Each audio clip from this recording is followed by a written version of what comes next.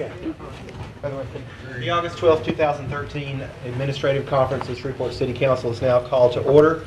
Councilman Webb, would you please lead us in an invocation, followed by Councilman Everson with the Pledge of Allegiance. Bow our heads, please. Dear Heavenly Father, we just come before you with humble and grateful hearts. We just thank you for this day. Just thank you for the cooler weather that's coming ahead and the little rain that we most need so bad. And Father, we just ask for your blessing on each and every person here today. God, direct us as we go through this meeting. May everything we say and do be pleasing to your ears. I just thank you for all you do for us, and we give you all the praise, glory, and honor. In Jesus' name, amen. Amen. Please turn and face the flag, and with your hand over your heart, repeat after me. I pledge allegiance to the flag of the United States of America and to the republic for which it stands, one nation, under God, indivisible, with liberty and justice for all. Madam Clerk, would you please call the roll? Mr. McCullough? Here. Mr. Everson? Here. Mr. Oliver Jenkins? Present. Mr. Corbin? Here. Mr. Webb? Here. Mr. Shine? Present. Mr. Sam Jenkins? Present. Tomorrow, I will entertain a motion to approve the minutes of the Administrative Conference and City Council meeting July 22nd and 23rd. At this time, does any council member have any awards, recognitions, or distinguished guests? Councilman Sam Jenkins. Mr. Chairman, I'd like to ask Mr. Cardell Allen to please come forward. I understand he had some comments he wanted to make to the council.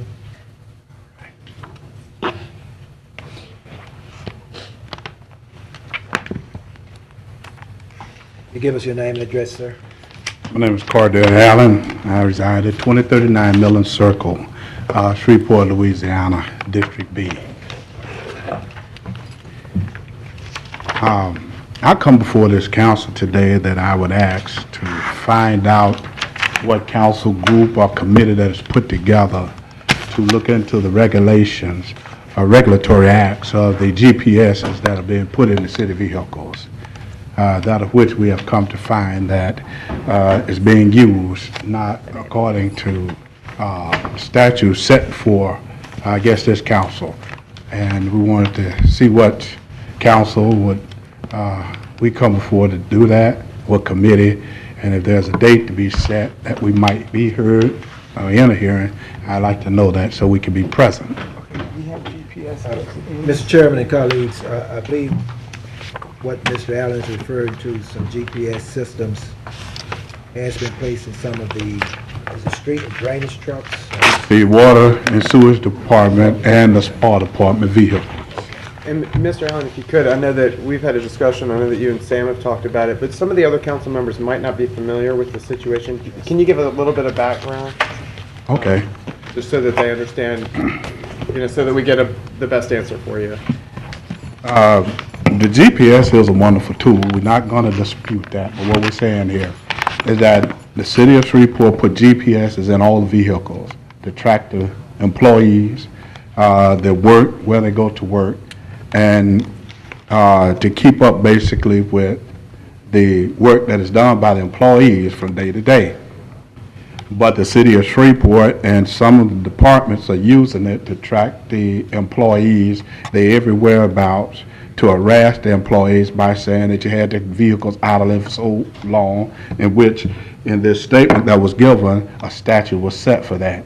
None of the employees have broken those statutes, but yet they're being harassed, being rolled up, being reprimanded, and different stuff like this. And right like now, the employees are out working in inclement weather, very hot.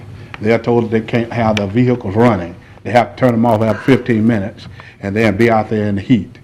I mean, and those guys work out in the street where they have to have the flashes going, they have to have the emergency lights on those vehicles going, and they can't do their jobs properly and in a safe manner if those vehicles are shut off. May I ask a question? And it's not really necessarily, so this is basically a grievance issue as I'm understanding, like an employee's grievance against their supervisors? The department, the whole department. Okay. And hey, Dale, can you tell me what those procedures are as far as filing a grievance against departments? I've actually received on Friday, if I'm not mistaken, a copy of a document that had Reverend Allen's name on it that I assume is coming and representing what he's talking about. In it, they raised two issues that frankly, we haven't had a chance to really look at and get back to them, nor what we've done with the whole GPS system. It started kind of on a trial basis. Different departments have installed it on different vehicles, and what we're doing now is still in the process of pulling together some unified policy directives on how we use that particular GPS system. But within some departments, they already have rules in place, such as some of the stuff that the system is showing, or some things that are things that the departments were concerned about, and the GPS is actually verifying in terms of productivity, where employees are and what they're doing. The paper I got from I assume it was from Cordell, indicated that they had two issues that they felt, and I think it was primarily within that one department that they felt were wrong. One dealt with the possible discipline for idling longer than 15 minutes. The other dealt with speeding, what I can in no other way call but speeding, and the idea that that guys should not necessarily be penalized, if they were only speeding a certain amount as opposed to a different amount. So we have a situation where we have we're implementing some new tools that is still kind of in the trial period. We haven't had a chance to totally evaluate the effectiveness of it or problems with it. The paper I just got for them outlined those two as issues, but just in looking at it, and I haven't had a chance to respond to Cordell on it, but in looking at it, I think it's going to be very difficult for us. I know it will be for me as CEO to recommend that we allow employees to speed under any circumstance other than emergency personnel. Secondly, the issue of idling, I think, is something that we've got to address on a department-by-department basis, because different departments have different criteria. As he indicates, in that particular department, there are probably some guys that are allowed to be within that truck to cool off or drink water, whatever, and we've got to look at that. So there are no blanket policies right now. There are no blanket restrictions right now. We're kind of evaluating it as we go, and we expect to address those two issues back to them that have been raised. And so far, those are the only two issues that I'm aware of that we've Right.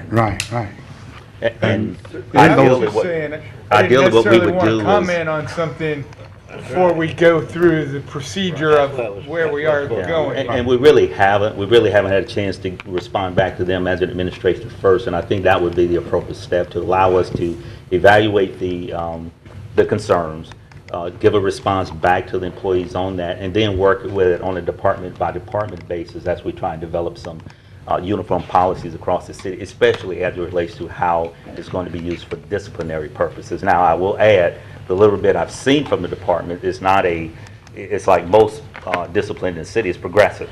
It's not a first time, we're firing you or we're writing you up. I mean, there's a progressive system there like it is with all of our disciplinary systems. So I think once we have an opportunity to educate the employees on what those policies are, how those policies will be used. And again, one of the major ones, though, I think I can sit here now and say that it's going to be very, very difficult to ignore speeding in city vehicles. I think it's something that we just can't really offer any relief on in terms of allowing that as a part of our policy.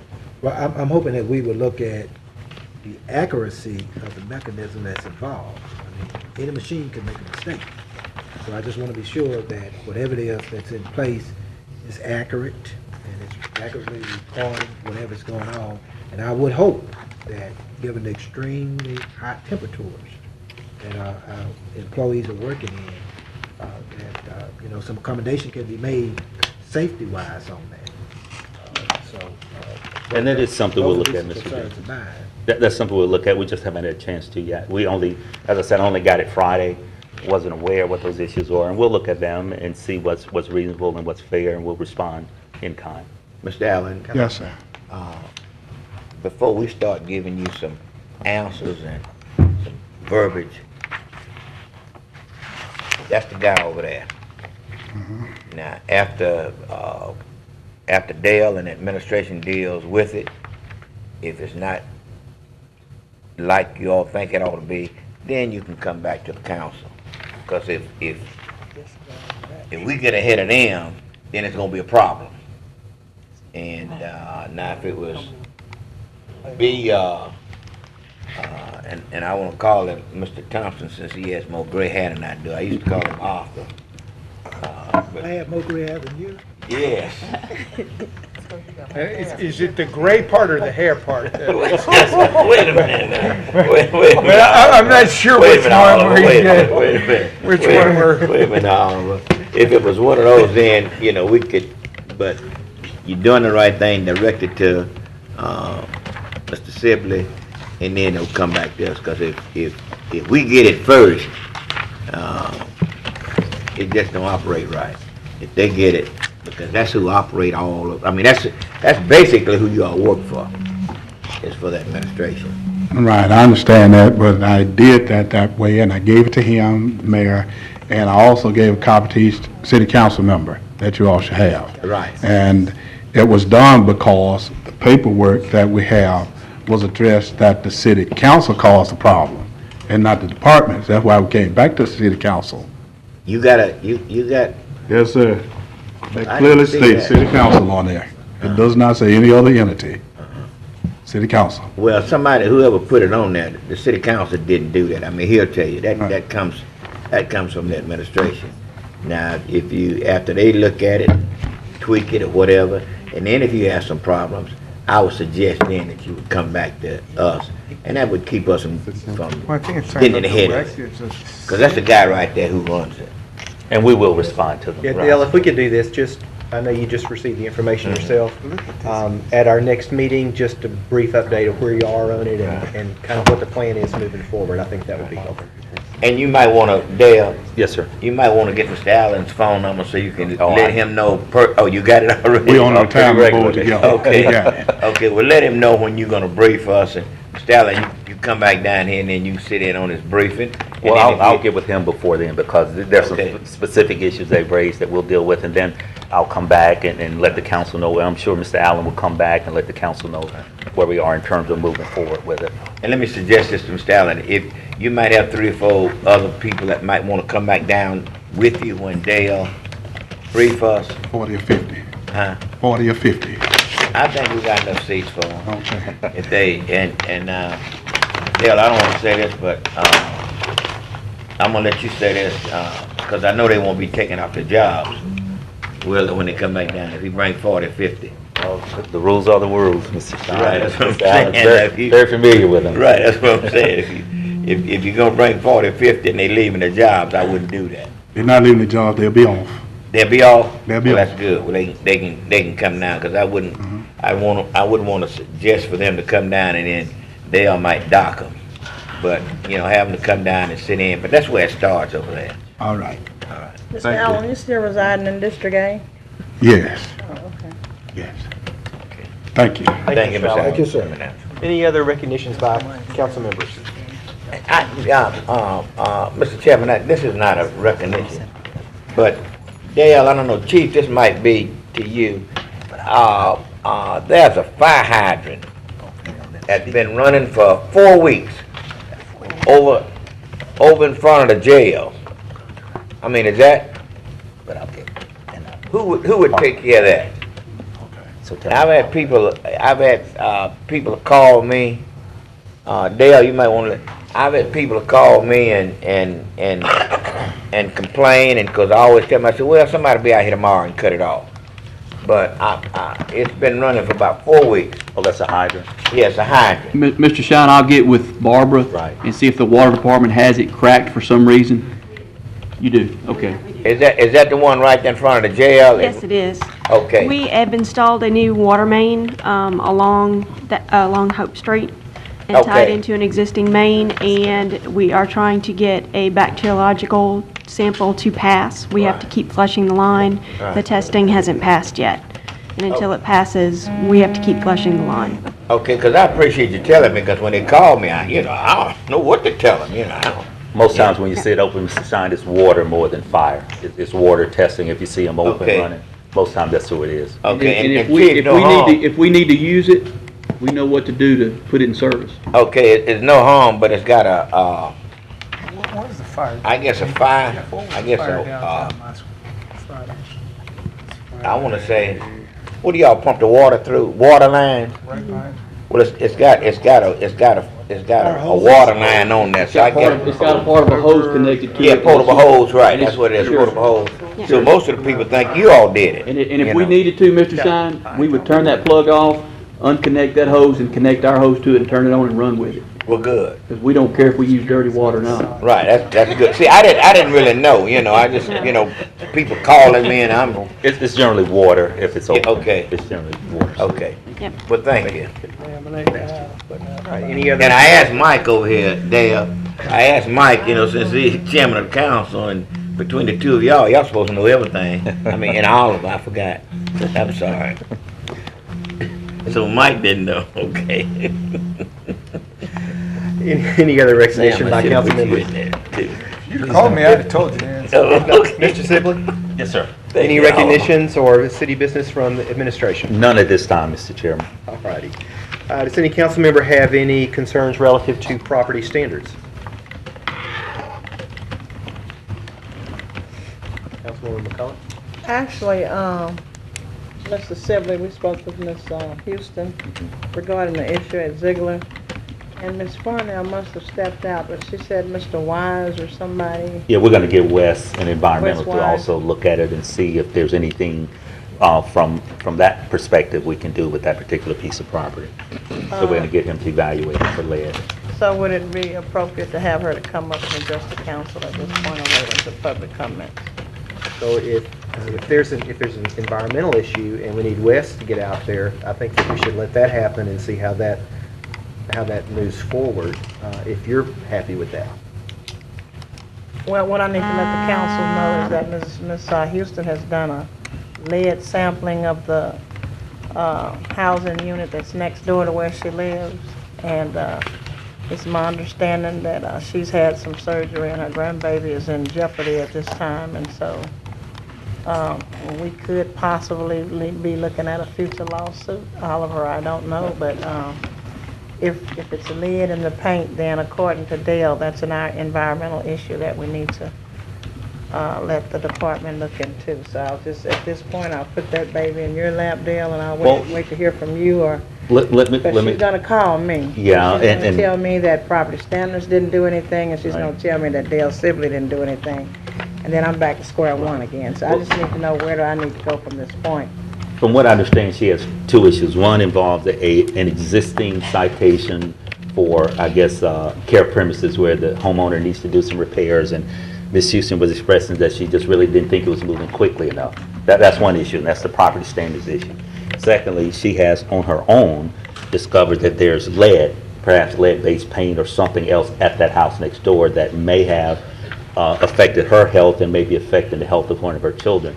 Well, we explained to her, since it's not a city-owned property, it's a private property, that may be a private property issue, but in the spirit of trying to help out, we would get environmental to look at it to see, is there something from the city's point of view that needs to be addressed if there's in fact lead within her paint or within her household. So the property standards issue, she just feels it needs to move quicker, and the people need to get more done on the house. But the lead issue is a separate issue that we're just going to see, is there a way that we can help out? And I volunteered to ask Wes from Environmental to see, is there some mechanism that the city could use to help do something about that? Yeah, thanks for So maybe clarifying around that that's not a September. city-owned property. Exactly. Mr. Chairman, Okay, go ahead. Dale says she has made an effort to come down here. If not at this point, later, Mr. Chairman, if we could just let her come up and explain, because she has made an effort to come down. I wouldn't want her to make an effort to come down and then we would just ignore her. Not necessarily ignore her, but not give her an opportunity. Because I don't think she's probably going to take but about 5 minutes. Well, actually, Mike had told me she could speak, but I guess he wanted to bring it in at this point. Yeah. Ms. Houston, if you would, please state your name and address. Peggy Houston, 1133 Ziegler Street, Shreveport, Louisiana, 71103. And I'm down here today. I am so disgusted with the property next door to me. I've been fighting this problem for 12 years.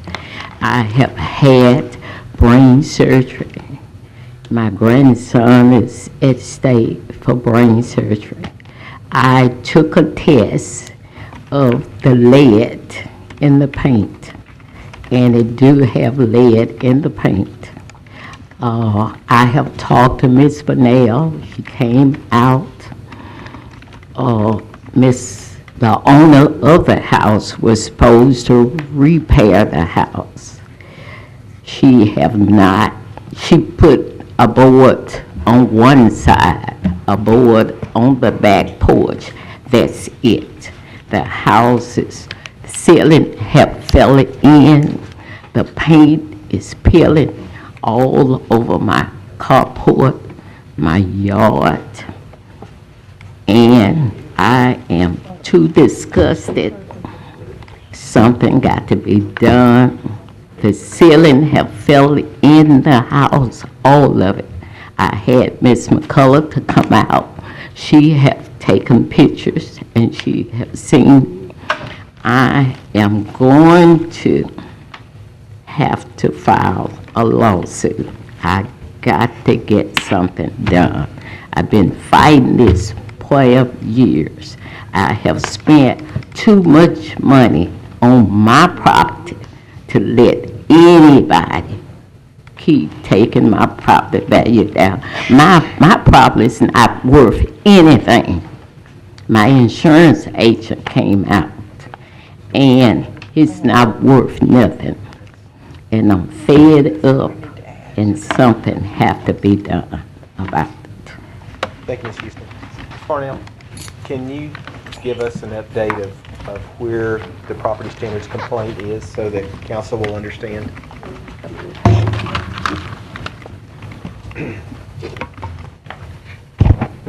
Yes, sir, thank you. This house was written up for a rehab.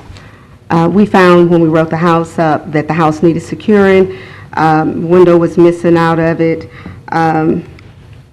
porch. Now, it was not a demolition candidate, so we didn't write it up for demolition. She secured the house. What did they do? The porch, the window in the back that we wanted secured, it was done. Since the owner did it, I think the question is, if property standards had done it, we would have done it differently. Only thing we ask is for it to be secured. The owner did that.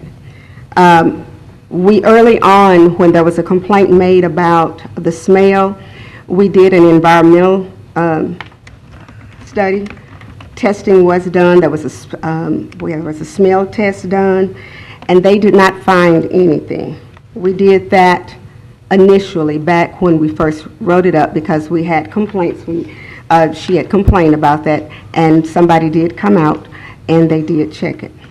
So as far as property standards is concerned, yes, there are cosmetic issues on the outside. There are cosmetic issues, but as far as it being a candidate for demolition, it is not. And as far as we're concerned at this moment, we're satisfied. And so at this point, the house is secure as far as property standards Yes, sir. would require. Yes, sir. Although, as Ms. Houston said, the ceiling inside may have collapsed. The roof structure is in place enough that it's okay property standards wise.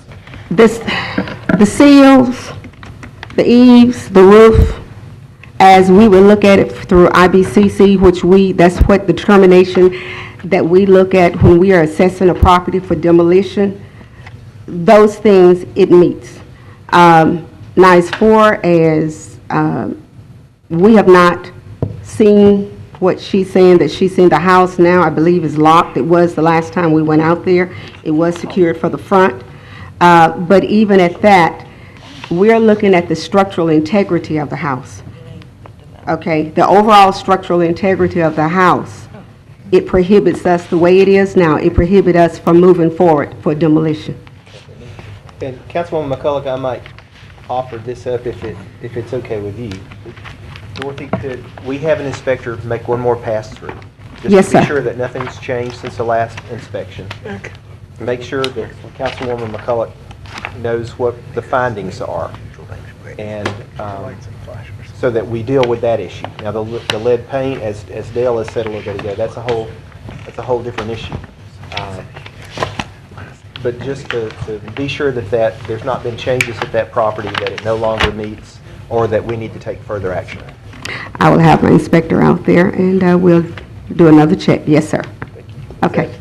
And what I might do is go ahead, the pictures, the photos that I'm sharing with the council, is maybe I can have Tanya Art to produce copies of these photos, which are now copies, and maybe we can compare that to, I guess, the here and now copies or whatever, then and now or whatever. But, I mean, 2 years ago when I went out, I do still have those photos, and what I'll do is just have the clerk's office to make copies of these photos. Can you email them to Tanya? Yeah, I will. And then we can do a comparison of what was then and what's been done up to date. Okay. Now, I just want you to understand, if that house is locked, if the door is locked, then we're not breaking in to get into the house. We're going to be looking at the structural integrity of it from the outside. Right. But I mean, I do have pictures from the inside, Ms. Farnell, where the roof is actually. Okay. We will look at those when Mr. Thompson get those. Just for clarification for Ms. Houston and for anyone else, that if the ceiling is falling in, that's not a property standards issue. That's, if the roof had caved in, that's one thing, but just because the ceiling's caved in, that's not a property standards violation. Okay, now who handles it from now though? Because they're constantly calling me as their representative. And so it's not like I can do any of these repairs. I believe that would be a civil problem with the owner of that property. So you'll probably have to file a lawsuit. And file a lawsuit today. Okay. And Miss Farnell. Purnell, you have been inside of the house. You seen the inside of the house before she put the board on. But I didn't see what y'all saw. Oh, yes, you did. Yes, you did. Because you came back and you brought Mr. Caldwell to look at the inside of the house and the outside of the house. That's correct, I And did. you seen everything. I did. I But know, with the floor was, but I did not see, we did not see what you're seeing now. Ms. Houston, Ms. Farnell's staff is going to come look at the property once more. Say what? Ms. Farnell's staff is going to take a look at the property again. Well. But I want to be sure that you understand, inside of the property is not what they're looking at. They're looking at outside only. Well, it's a problem inside and outside. But we have Every no- time I open my door, I have to face the outside of the house. And that's Every unfortunate. time. But if it does not fall within the guidelines of property standards, Okay. then there comes your lawsuit with the I'm neighbor. going, okay.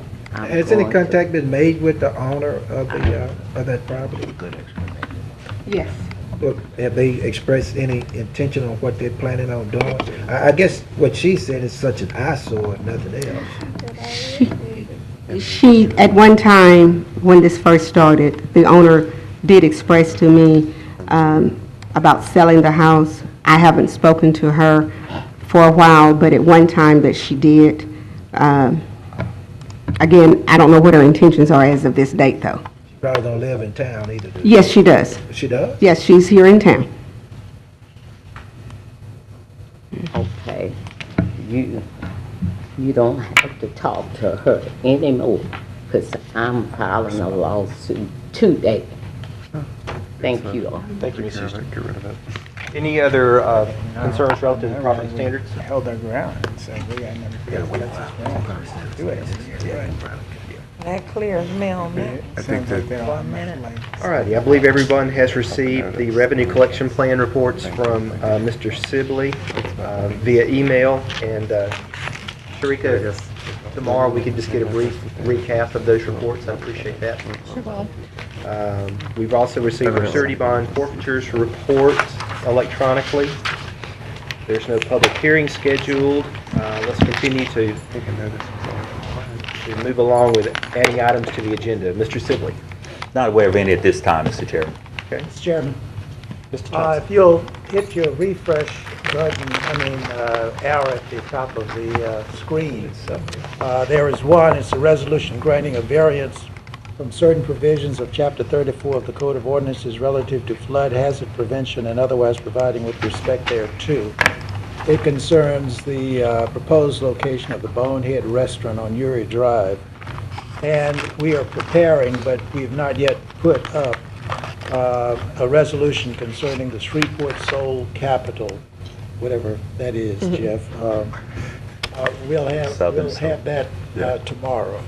You mean you're not familiar with that? Well, you will be after we declare Shreveport there. Okay. Since you're bringing up something to add to the agenda, would now be the time if I wanted to get some input from city engineer and water and sewer, Ali Mustafa. Yeah. Ali, if you would, come forward and I'll preface this whole thing. This concerns a property on Uri Drive. All of us probably have seen it before. It's one of the worst on Uri Drive today. It's a former Panos place, and I know that it's in terrible shape. And it's great that there's a group coming in that's willing to make a significant investment in the city and put a new restaurant in there. So naturally, he's approached me about some issues that he may or may not think are very reasonable. And one of those has to do with, I believe it's a FEMA regulation, but you can elaborate on that, about if you add on to an existing property, you have to add on at or above the sea level. Is that correct? No, it's not the sea level. This property is located in what we call a flood zone, special flood hazard area, which is based on our flood maps. It is designated flood zone, zone AE, and the base flood elevation for that area is 162. Anytime you develop in a flood zone, or if you have an existing structure that was there before the flood zone was designated for Shreveport, these flood zones were mapped by FEMA in 1984-85, and they designated these areas as flood zone area. So if you have an existing building in there, you're okay. But if you try to do any substantial improvements, which is 50% or more of the value of that property, if you're doing any improvements, or if you're doing any additions, you have to comply with the requirement which FEMA imposed as part of the regulations for the city of Shreveport to participate in the National Flood Insurance Program. So the addition, this building is like about 1,500 square feet, I think, and he's planning on adding same amount, 1,200 to 1,500 square feet addition. The additional part has to be at or above the base flood elevation. If you build the new addition above the base flood elevation, it's going to be about 20 inches higher than the existing structure, which is required special engineering and design and architect work to be able to accommodate that. So he thinks that's going to be a burden for him to do that. It's going to cost him additional money to do that. But that's what the requirement is. Okay, but that particular block isn't any more prone to flooding than the block over, right? It's all of Broadmoor is under this existing floodplain?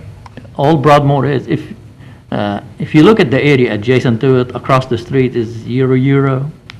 Right next to it is Hickory Stick. You can see all of them are built above. In the corner you have Walgreen, and then you have that gas station in there. All of them, everything you build or add in that area, it has to be to the code. So, because that area is a flood-prone area, and we know for a fact, since I've been with the city for 23 years now, it has flooded before, and we know the exact flood elevation that was in that area. As a matter of fact, that shopping center in there, that whole area flooded in there, and it had at least 18 inches of water in it in 1991. So we know exactly how high the water was in that area. That's why that requirement is in place. And if we grant him this variance that he's requesting, is there any, I guess I can ask, Yeah, the liability issue. liability? FEMA's, I can talk from legal standpoint, but I can talk from the FEMA's requirement, what we have to do. If you grant him this variance, every year I do an annual report for the city of Shreveport regarding how we manage the flood plains in Shreveport and all that. We have to write a justification, why would they grant this thing? And if you grant one of them, it's not a big deal, but if you grant too many of them, then you will become subject to a lot of sanctions from FEMA. One of them, they put you on probation. The other thing, they kick you out of the program. There's a lot of, it depends on how much you do in there, how many times you giving variances, how much you violating these requirements, because they impose these requirements on us, so that's what it is. And the other thing, that property, if anytime there is a mortgage in it, it will never, ever be eligible for coverage under National Flood Insurance Program, for flood insurance. So if he turns around and sells it, I mean, you can do the variance. I know other cities done that, but that's what the requirement is. Once you build it, you will not ever be eligible for coverage under the National Flood Insurance Program. So if you pay cash for it, you don't need that insurance, because the lender is usually the one that requires you to carry that insurance, the flood insurance, because it's separate from your home insurance. It's a separate policy you have to buy through the National Flood Insurance Program. So you're not required to carry that if you paid cash for it. If you have cash, like if your house is in the flood zone and you don't have a mortgage in it, you don't need to buy flood insurance because you're taking the risk. But if the lender requires you to protect their interest. So in this case, you will not be eligible for that. So even if you are the owner and then you try to sell it to someone, that person, when they buy it, they will never be able to insure that property. That's the only problem. I mean, that quasi-risk is obviously the owner of the property, right? He's got a smaller pool of people that he can sell it to. Yeah, that's the risk. That's the risk for the property owner, and the other risk for the city, as I mentioned earlier. You can be subject to sanctions. Are they looking at completely demoing the property and starting over, or No, using what's there? And renovating the existing and adding another building attached to it. They're gonna attach like 1,200, 1,500 square foot. And I asked because my office is right across the street, and I know my office has had 8 or 10 inches of water in it before.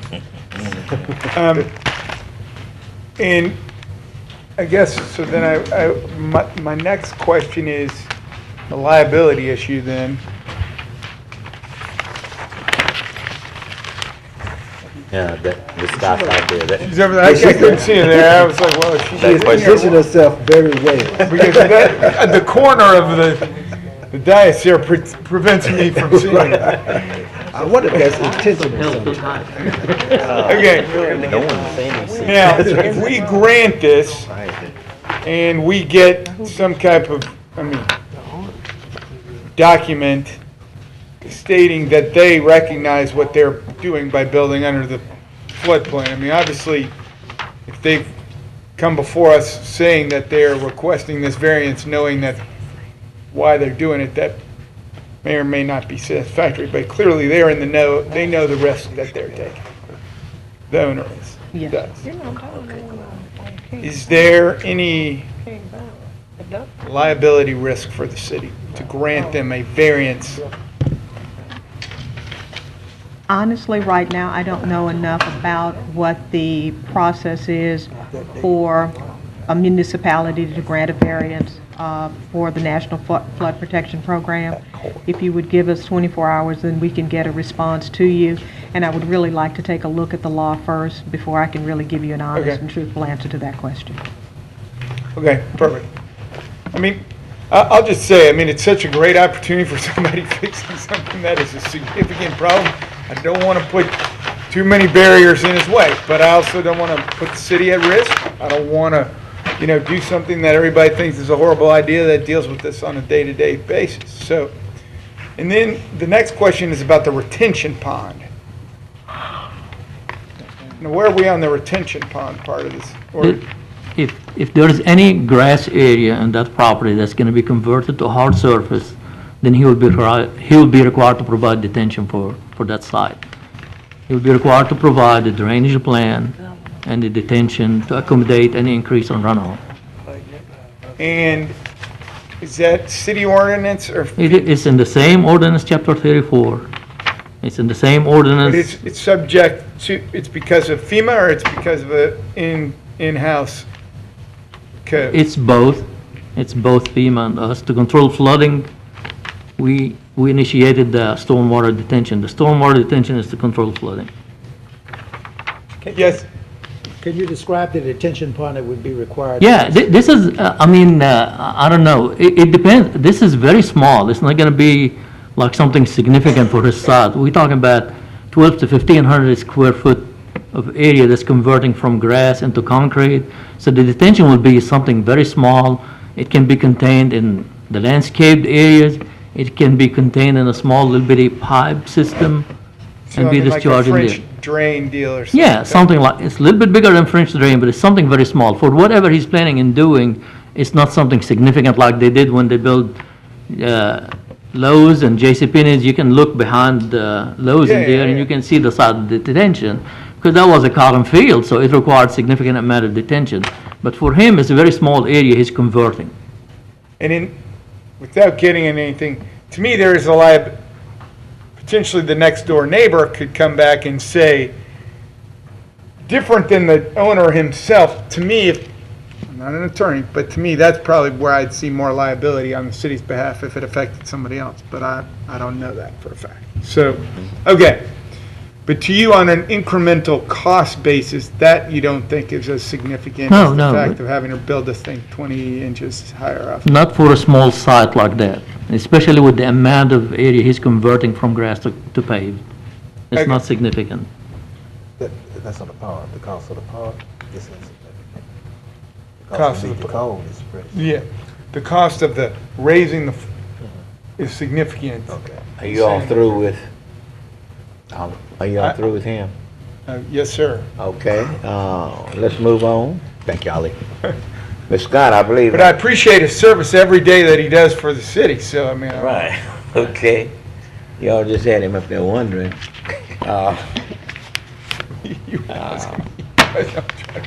Bond forfeit. Okay. Nothing. The other things, you understand why. Didn't object to this. We just add something. Please. That report was provided to all of you electronically on Friday afternoon. I'll be happy to answer any questions anyone would have in regard to the report, however. Maybe two. Public comments next. No issue with the bond forfeiture report here. Okay. Okay. I have an extra copy if anybody would like to see a hard copy of one. I'll take one since my email came in. I'll go ahead and take one. Okay. Very good, Ms. Scott. I love your dress colors and accessories, Attorney Scott. You look nice. Thank you. Can I say ditto? Thank you, Mr. Shine. All right, no public hearings, no adding, okay, public comments. I have one here for Naquin, Sean Naquin. Okay, what's the pleasure, council? Is it revolving something on the agenda? Public comment. Right, but it's only agenda items on Monday. Yes, this is something else, this is. You did say Naquin, correct? Right, Yes, this is that's me. denying. Yes, my name is Sean Naquin, and I appreciate y'all taking the time to hear me this afternoon. Before you today to appeal the decision of the Shreveport Police Department to deny me renewal of my ABO license. Okay, I didn't, right. Yes, ma'am. We'll get you in a few minutes. Okay. A little bit early. At the end of our agenda. Yeah, a little bit early, okay. I think all of our other requests for comments are related to property standards cases at the end of our meeting. Right. Mr. Sibley, do we have a confirmation for tomorrow? Yes, we do, Mr. Chairman. Within the Department of Community Development, we have the Bureau Chief for Housing and Business Development. Most of you have probably seen Ms. Irvin around. She's been with the Department of Wildlife, served the city well, but she is here today. Ms. Valerie Irvin and Bonnie Moore, if you'd like to come up and present Valerie in case the council members have any questions, and please get an opportunity to meet her today. What are we doing? I think she's on the, Oh, for confirmation. For She's the confirmation. project manager, or what's the difference in the position? Good evening. I am very honored to present Valerie Irving to you today. She's an outstanding employee. She's been with the city for about 12 years. She's acted in the interim role for about a year now. She has worked tirelessly. She has an excellent attitude. She comes in early and leaves late. She works weekends. She's done a great job improving the efficiency of the Housing Bureau, and I'm very, very pleased to have her as the interim and now, hopefully, the Bureau Chief of Housing and Business Development. That sounds like work habits of our CEO over there. No, she does better than me, Mr. Chairman. Oh, okay. Well, I have no questions, Mr. Chairman, but I certainly look forward to voting for her confirmation on tomorrow. I've known Ms. Irvin practically all my life, and I know she's from a good family stock. Where is that, from Stony Hill? Absolutely. All right, Absolutely. that's where those good folks. And Oliver, that's where those good folks live. Absolutely. I know she's sure that's true. I know she's got a very good family background and someone I think who Mike got is, some kin folks over there. who cares a lot about the city and the citizens. And I know the work that she's done within your department. I've always heard good compliments, not only about the quality of the work, but about how she treats people. And that's in that department, in every department that's important, but in that department even more so. So I certainly look forward to supporting your confirmation on tomorrow. Ms. Irvin, if you'd like to say anything today, you're certainly welcome, or you can wait until tomorrow, and we'll give you that opportunity as well. I have one question, Ms. Irvin, if you know anything on Sam, please tell me tomorrow here. Because he says that he's clean as a whistle. Now, it's hard for me to believe that. Oh, Sam? You got one vote. You just seal that one up. Thank you, Valerie. Thank you. Thank you. Okay. All right, we have no items under consent agenda for introduction. Mr. Sibley, let's move to items to be adopted. This is resolution number 136. It authorizes the Glen Retirement System located GO 161328 1900 to connect to the water and sewer system of the city of Shreveport. Any questions? Listen, go ahead. Well, never mind.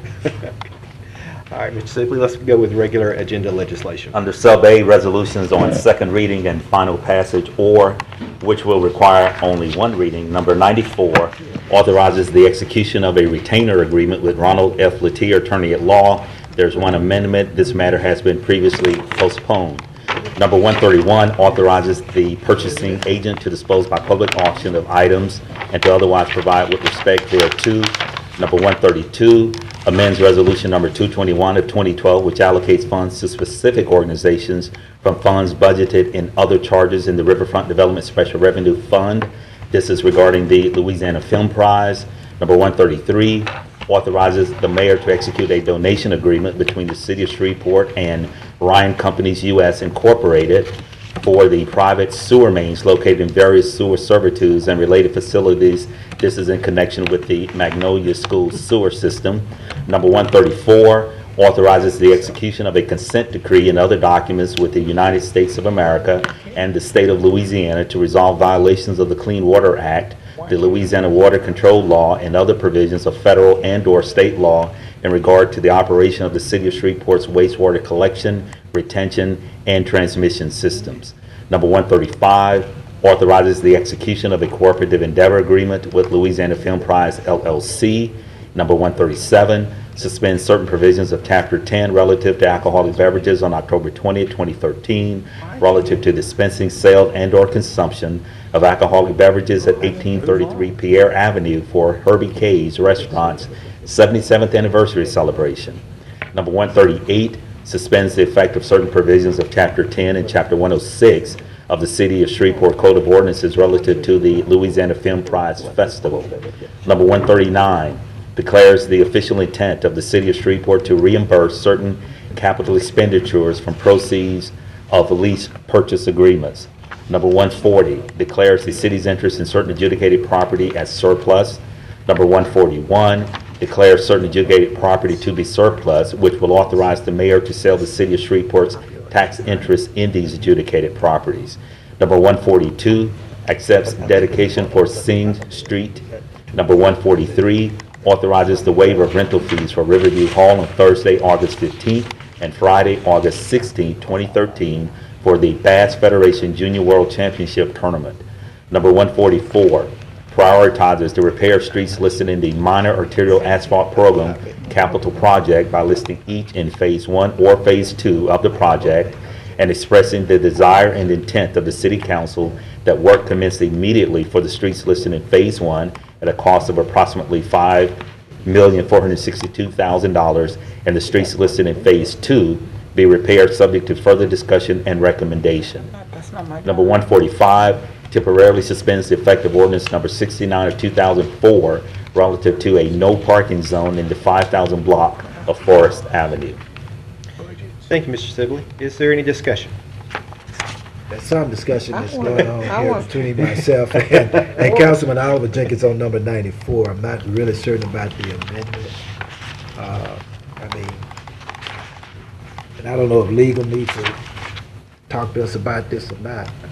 Can you actually, well, number one, in this particular case, Keith versus Glover, that litigation is still ongoing. I don't want to talk about the merits of the case, but my question is, if the mayor has been sued in his official capacity, can you exempt him from having legal representation paid for by the City of Shreveport?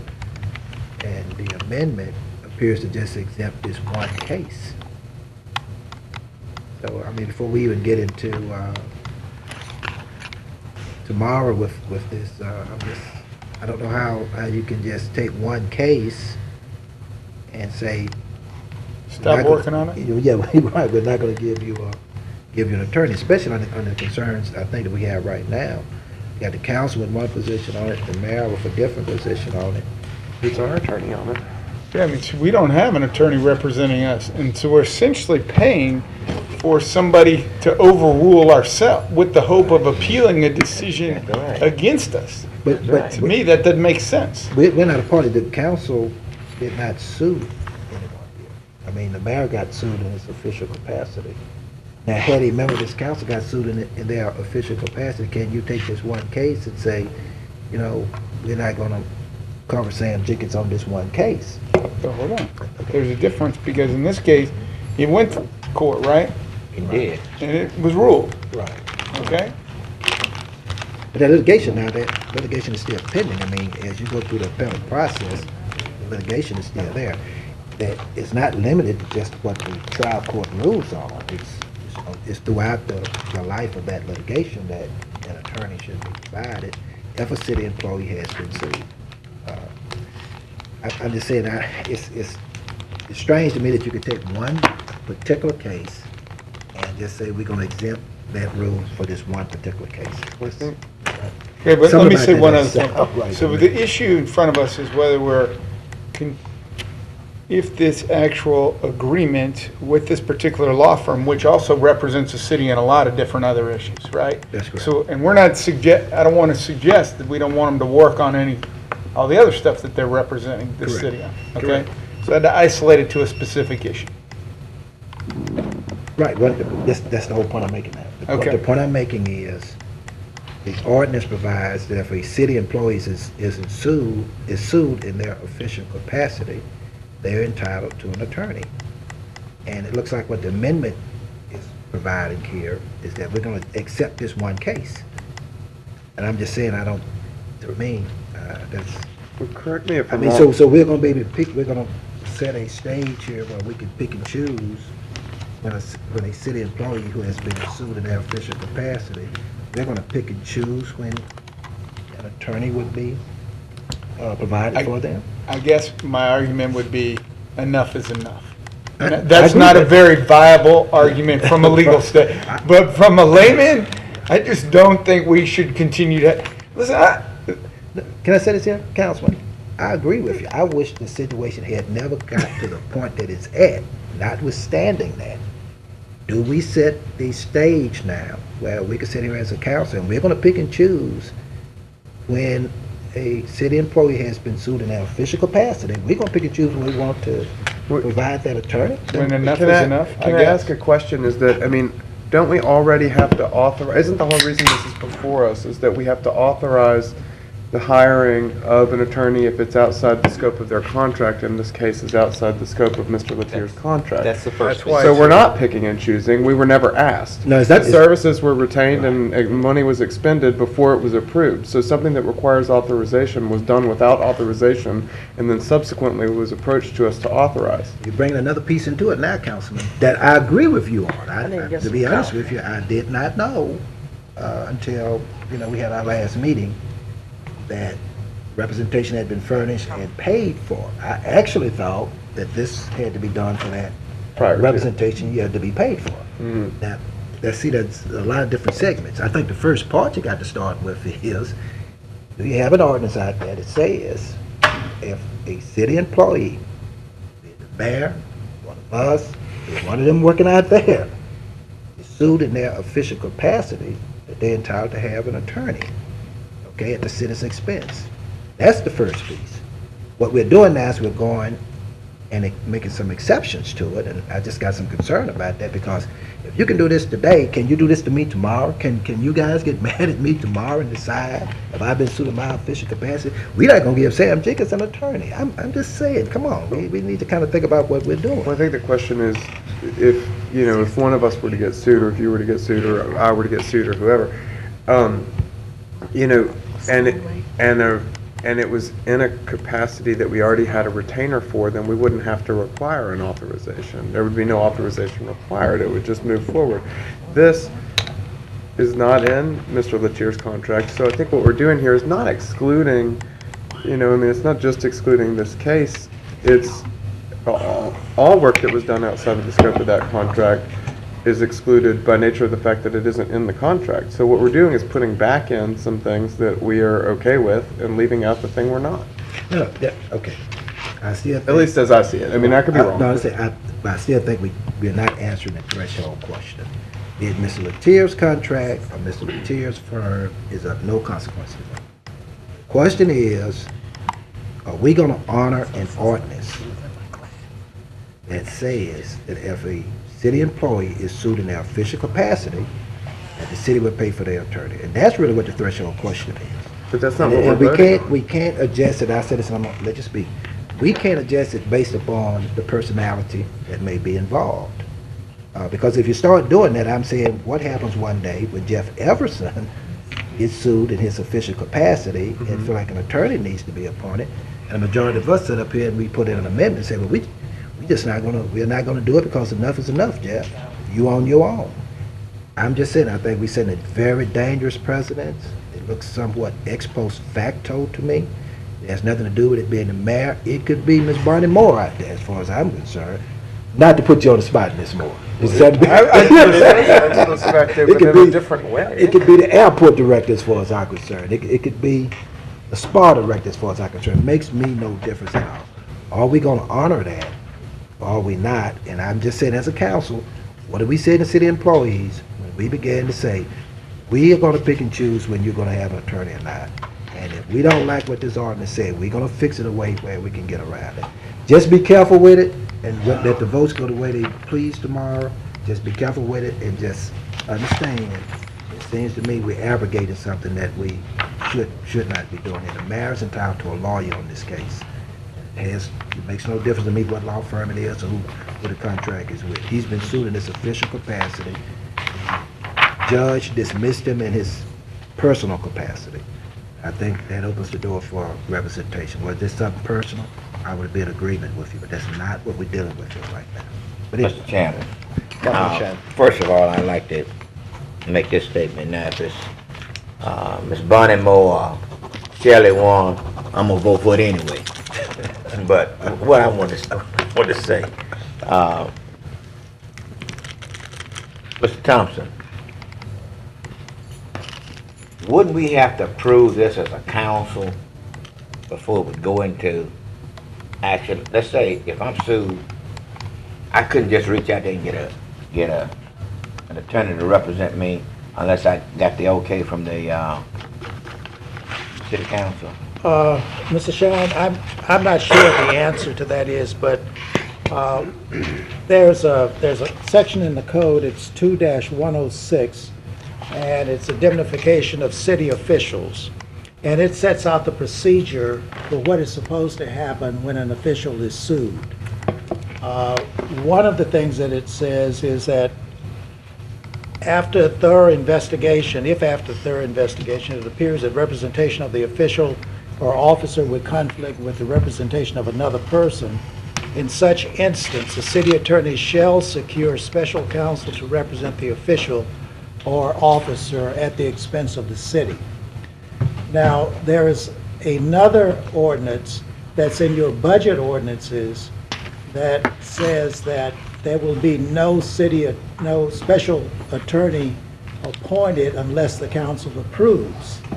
So it appears that this may be a conflict in these two ordinances, unless there is some way to read them together for them to make sense.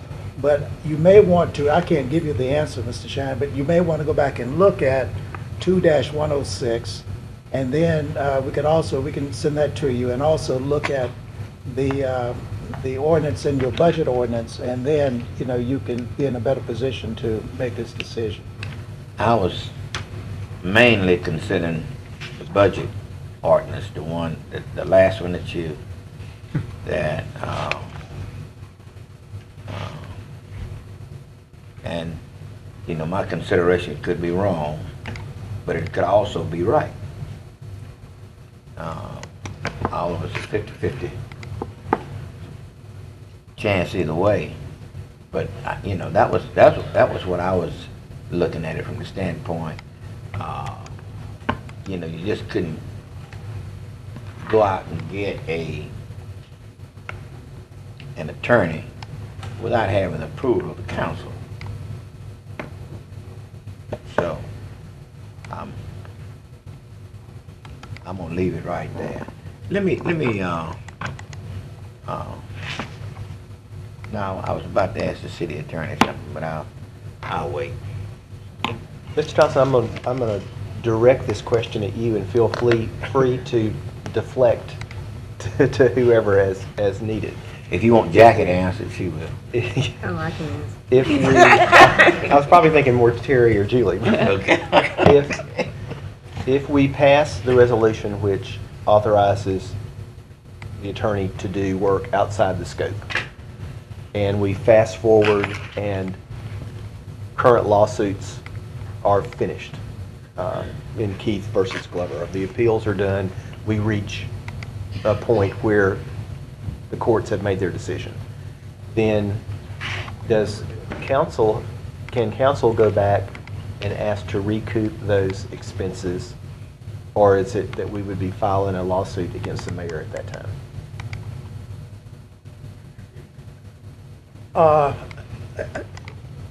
I guess your question is, if the courts found that the mayor was not acting within the scope of his duties, putting that right,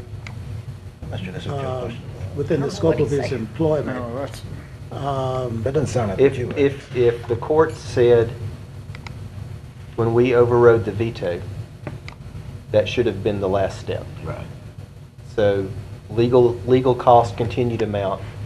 If the appeals court comes back and says, or whatever the last appeal process is, that yes, the council was right and the mayor should move forward.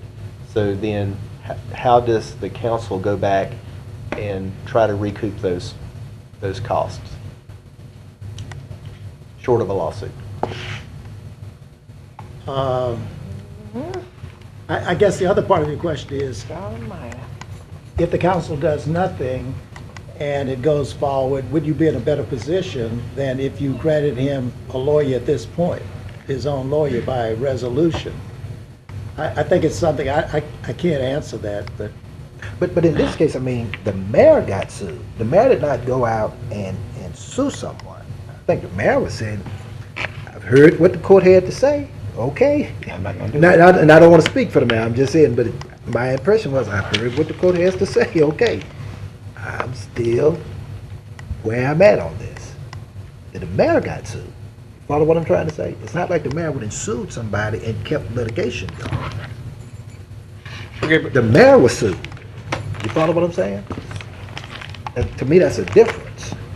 If the judge ruled in favor of the Dog Park Alliance and said, you need to sign this, the mayor said, okay. Now, for whatever reason he wants to do it, okay, I'm still where I'm at on this, okay? So I'm He still doesn't, refusing. yeah, he doesn't go get a lawyer, he doesn't sue, he doesn't add, he doesn't, he doesn't do all this. He got sued. If my understanding is right, that's what happened. This whole lawsuit thing, before you get to the ruling about the veto and all that, the suit was initiated by the other party. That's what I'm trying to say. the suit was initiated by the other party. But the suit was actually initiated by the Dog Park Alliance. The mayor did not go out and sue. Cynthia Keith, obviously. but Okay, yes. wait, I'm sorry, I may be misaddressing that, but what I'm saying is, the mayor did not go out and sue anyone Understood. behind any of this. Okay. A lawsuit got started by the other party. So the mayor was sued in his individual and in his personal and professional capacity. Judge let him out in his personal capacity.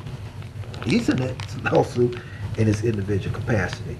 And we have an ordinance that says if an employee is sued in their official capacity, this is what you do. And I think what Mr. Thompson was talking about a few minutes ago, and what I see here as being another problem as to why the city attorney's got to get outside counsel, in my opinion, is the council is on one side of this argument, although we're not a party to the suit, and the mayor's on a different side.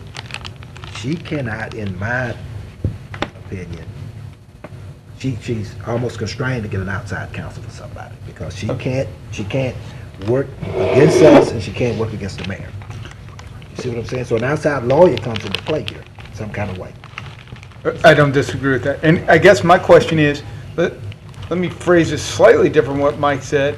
Is that part of the appeal process? If Keith's side of the equation says, okay, well, you're going to appeal whether you as the mayor have to sign this or not, well, then I'm happy to appeal on whether it should be personal or professional. And the next level court says, okay, well, you could sue me, you could sue the mayor at both from a personal standpoint or as his role as the part that was originally dismissed by Judge Emanuel, right? Right. They go back and do that, and this thing all washes out, and they find him both liable is probably the wrong term, but could be the right term, go ahead. Liable in his personal capacity as well as his requirement as the mayor to sign this contract. Could we then go back, we, the city, go back and file a lawsuit or recoup those funds to pay for his defense? I guess that's kind of a legal question. I mean, I just don't know how we just... Mr. Thompson. The only thing that I see in our present ordinances that speak at all to this, and it doesn't answer the question, this is 2106 again. It requires if somebody is sued, an officer or an employee is sued, it requires the city attorney to take charge of the defense for that person, unless it says, after thorough investigation by the city attorney, it appears that the official or officer was not acting in the discharge of his duties and within the scope of his office or employment at the time of the alleged act or omission. If the city attorney refuses to assume control of the defense under this subsection, the city shall not indemnify such official or officer for the attorney's fees incurred unless the court subsequently finds the same person was acting in the discharge of his duties and within the scope of his employment or office and the damages did not result from the intentional wrongdoing, intentional wrongful act or gross negligence of such official or officer or employee. But it doesn't answer the question, but if the city attorney should find that the person is not acting within the scope of his employment, then the city does not have to reimburse. And Councilman Sam Jenkins, I think your argument, and correct me if I'm summing this up wrong, your argument is what makes the Keith versus Glover lawsuit any different than 3132 lawsuits or any other ones out there that Attorney Latier or any other attorney may be currently working on for us. That would be right, because a lot of times those suits will sue in individual capacities and official capacities, because lawyers try to cover all the bases when they file those suits. But I think what this is boiled down to, and I think it's very clear, and I'm sure everybody talking is probably looking at the pleadings, this is, I mean, the judge let the mayor out on his individual capacity. The case is proceeding against him as the mayor of the city of Shreveport. That's an official capacity if I ever heard one. I don't even think it's a question about that part. The question is, do we want to honor the ordinance that provides that kind of protection for a city employee? And I think it goes beyond this case if we began to make these exceptions. Is that the question that's before us right now? Yeah. From what I just read, it is, because what you did, you accepted, when I say you, now I'm not saying you, I'm just saying, the amendment proposes to make an exception to this one case. The question in my mind becomes, and the amendment sounds very arbitrary, and then why? I mean, but the amendment is to what? But it's an amendment to the resolution, basically. Which is doing what? Well, from what I'm saying, it is saying that that firm can work on all kinds of cases for the city or whatever, except any litigation with any further litigation with the Keith versus Glover case. So I think the question, as I see it, is not whether we want to honor the ordinance, but whether we want to. You can't separate that like that, Councilman. You cannot. Well, that's what's before us to vote on. No. That's the question before us. But the that's reason, what we're being asked to vote on is if we want if that was the case, you authorize money that's already been spent. If that was the case, you would not need this amendment. You would not need to be trying to amend this if that was the case. But then why do we need the resolution? Because but that's what I'm saying. See, any resolution that come before us, you're making the point I'm trying to make. Any resolution that come before us, be it on something like this or something else, we're going to vote it up or down one way or the other. The basis of this resolution is because, the basis of this amendment is because there's an ordinance out there that says he would be entitled to an attorney. So it's not the resolution that's the issue. It's whether or not you're going to honor what the ordinance says. But the resolution is what we're voting on. Yeah, but it is related to the ordinance that's out there that says a city official, sued in their official capacity, ought to get an attorney. If not, you would even need this. See, we get these all the time where we have to authorize lawyers. We do, but we usually get them before the work has been done. I agree with you on that one. That is where this is different. This is work done on something that we may have, had taken the opportunity to select a different attorney. We may have taken the opportunity to delay we may have set a limit on the amount. There are a number of things that we could have done had it come to us beforehand. But that's not what this amendment is doing. I agree with everything you're saying. It doesn't have to be this attorney. It doesn't have to be this firm. Whatever. But your amendment is not providing an attorney to a city official who's been sued. Well, and again, it's not my amendment. But, the amendment is not providing an attorney in a pending lawsuit that has been sued. That's the issue. I think that's what we all need to think about, see, whether we want to or not. I really believe that's what the issue is going to be. And just think if it was you. Just think if it was you, and you out here doing your work as a council member, and this lawsuit came up. And because a majority of us was somewhat against it some kind of way, we said, we're not going to pay for that. But my legal fees is $100,000, and I was being a councilman. Not paying for it. Anyway. Councilwoman McCarthy. So, based on what I'm hearing and the parts that I'm understanding,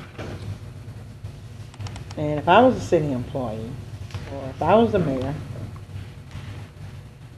at this point, if that amendment passed based on the original ordinance, could this put me in the position to sue as the employee or the mayor?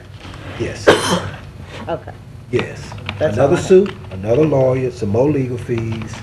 Because the mayor could turn around and say, now I filed a writ of mandamus that you ought to follow this ordinance because nothing in here is giving me an attorney. You're saying what's not going to happen, but my deal is I want my attorney under section 206, whatever, whatever. If you don't do it, here's another suit, potentially. More legal costs, potentially. Whatever, whatever. So I'm just saying, we ought to think about that step that we're about to make with this right here.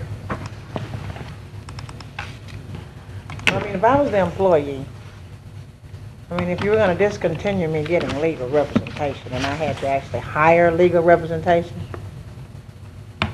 Oliver, I think if I was going to hire a lawyer, I would hire a lawyer to sue the council.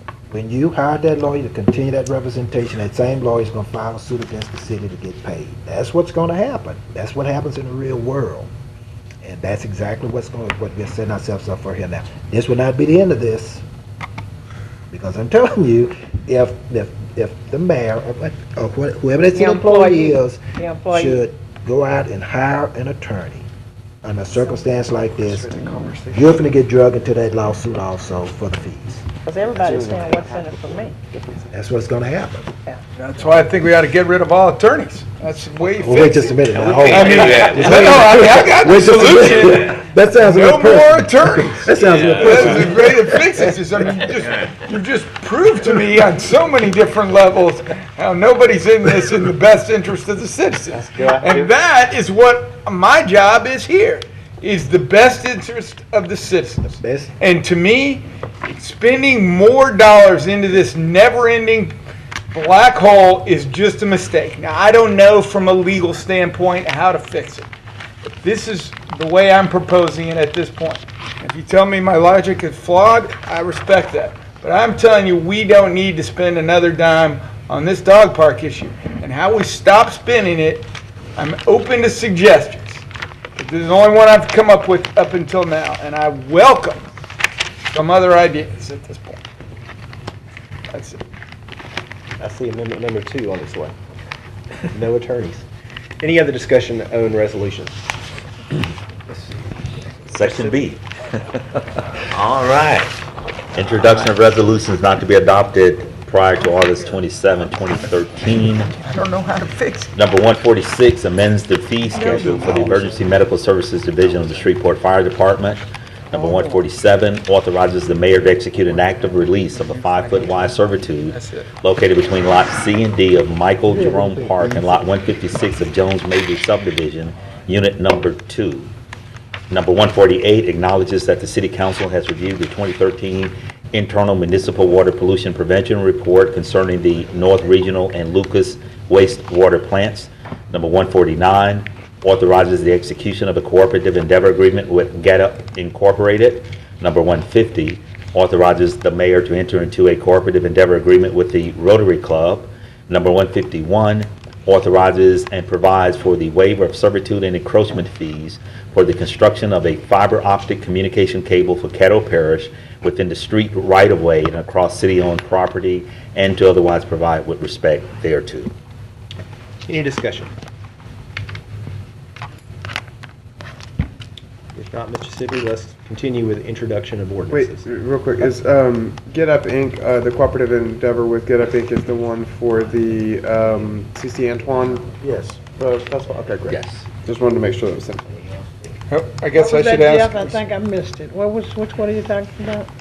I was just saying that there's an introduction of a resolution, number 149, for the cooperative endeavor agreement with Get Up Incorporated, and I wanted to make sure that that was the one that I was thinking of that is referencing the birthday celebration for the C.C. Antoine Festival. That's the event that Craig Lee has done in the past, and it's an upcoming event that was, or that he's been involved with to some level in the past, and they confirmed that it was. Okay. By the way, is Caddo Parish interested in installing more fiber optic cables around the city at their expense to our benefit? Not quite with this. Okay, resolution. just curious. So you wouldn't quite see it that way. You know, I would hope not. Introduction of ordinances, Mr. Chairman. These are ordinances not to be adopted prior to August 27, 2013. Number 90 amends and reenacts Section 102-47 of the Code of Ordinances relative to insurance required for vehicles for hire. Number 91 amends the 2013 budget for the Water and Sewerage Enterprise Fund, appropriating the funds authorized therein and otherwise providing with respect thereto. Number 92 amends the 2013 capital improvements budget, otherwise providing with respect thereto. This is the citywide water main renewal replacement project. Number 93 amends the 2013 Sport Train capital improvements, BTCLI grant and intermodal terminal project budgets, establishing the 2014 Sport Train equipment budget, appropriating the funds authorized therein, and otherwise providing with respect thereto. There is an attachment. Mr. Chairman, I believe on tomorrow we're going to ask that this piece of legislation be removed. It needs to be reworked. Is that 93? 93, I was yes. like, we have a lot of different. Number 94 authorizes the mayor to execute a contract with Louisiana Department of Transportation and Development for mowing and litter pickup. Number 95 authorizes the mayor to execute a contract with Louisiana Department of Transportation and Development for maintaining traffic signals and systems and otherwise providing with respect thereto. Any discussion? Councilman Oliver Jenkins. Just quickly, I'm assuming that for the mowing and litter pickup, that's the idea is we hire subs and then they're The state is paying us, and I'll get Stan to outline because he's actually come up with a way to help us cut ours better while we do this for the state. And Stan, if you'd share that with the council, that would be appreciated. Come stay in. This ordinance would authorize the mayor to enter an agreement with the state itself. The scope of the work basically consists of the state will actually pay us $214,000. In the past, we've used those dollars to cut the interstate system itself. What we're proposing to do, we'll still receive those dollars. We just have a requirement that we ensure that the state highway system gets cut either by ourselves or by a contractor that we might hire. In this particular case, what we're proposing to do for 2014 is to basically flip-flop it. In other words, we're proposing to maintain the state system ourselves by our own mowing crews. Most of the mowing contractors don't have tractor mowers, the large mowers, to be able to do that. They typically have the smaller mowers that they use for commercial properties and residential properties. And so we're proposing to contract out the urban part of it. That'll give us finished mowing, edge mowing, our boulevard systems that we currently don't do right now. So we'll have a much better product, and we have the equipment, because typically most of the contractors who have the tractor mowers, they only have like one or two. We have a fleet over 14 in our fleet, so we can easily do the rural mowing without any problem. So for 2014, our intent is basically to flip-flop it. We'll do the rural mowing, and then urban mowing will be done by contract. Mr. Chairman, If we're gonna pass the. I think that's a great idea. The only thing I'd like for you to do, Mr. Sibley, if you would have Stan to come back at the end of. That's right, Ron, you and I won't be here though. I was about to say, At the end of 14? Yeah, maybe, right, and that's right, you won't be here either. Maybe I need to direct this to, Sam or Jeff one, since they'll probably be sitting over that way, one of them. Why don't you have Stan to come back, and give the council, a report on how well you think it went. Because I think it's a good idea. I suspect the number of phone calls that we get will give us a good idea about that, if that program is working or not. And the good thing about it, Mr. Chairman, Mr. Shine, is we'll get, because the state renewal is pretty much annually, we'll get a chance each year kind of see how it worked before we go into the subsequent year. Right, just let it come back. Sam, you might get used to me sitting out there. Well, let's see what the people of District G has to say about that. No, I mean, you got it. I mean, I'm sorry. Then I was talking to Sam from the standpoint of being the next mayor, but I. You gotta look at the whole city, don't it, count? Any additional discussion at this time? Right, I know District G. I know District G is going to react. Section D, Mr. Chairman. Yes, sir. Ordinances on second reading and final passage, number 8911, an ordinance amending and reenacting Chapter 74 of the Code of Ordinances relative to solid waste collections. This matter has an amendment, has been previously postponed. Number 15 amends and reenacts certain sections of Chapter 94 of the Code of Ordinances relative to utilities and to otherwise provide with respect thereto. It does have an amendment. This matter was previously postponed. Number 63, an ordinance amending the 2013 capital improvements budget.